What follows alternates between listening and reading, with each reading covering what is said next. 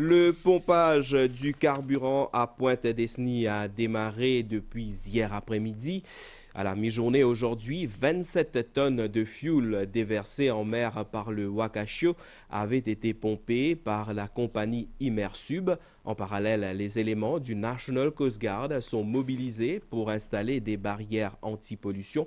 Au total, 500 mètres de sea booms seront placés à Pointe-Desny, à Pointe-Jérôme et à l'île aux Aigrettes. Des organisations non gouvernementales participent aussi aux opérations. C'est un reportage de Dassa Apalasormi, Kevin Biari et Vishal Baga. Ici, entre Pointe-Jérôme et île aux Aigrettes, deux opérations se déroulent en parallèle. D'abord est effectué le pompage d'huile lourde en mer par la compagnie Immersub, engagée par la firme Polyeco. Ils sont 4 bateaux qui font le va-et-vient entre terre et mer. Le pompage de fioul a commencé depuis hier, où 2 tonnes de fioul ont été pompées.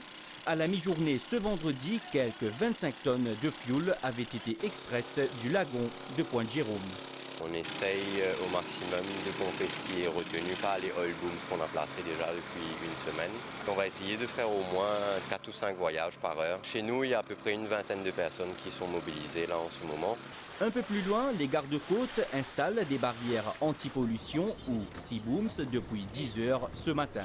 À 15 heures, 288 mètres ont été installés, soit 1,4 km au total dans le lagon. Selon un constat des autorités, à la mi-journée ce vendredi, le fioul s'échappait toujours du Wakashio. Nous sommes en pleine mer, à quelques centaines de mètres du Wakashio, et comme vous pouvez le constater, la différence de la couleur des vagues. Alors que les autorités se mobilisaient à Pointe-Jérôme, cette situation écologique sans précédent a aussi rassemblé des activistes, des ONG et des citoyens. Depuis hier, ils sont réunis ici au Maïbourg Waterfront pour fabriquer des barrières faites en paille.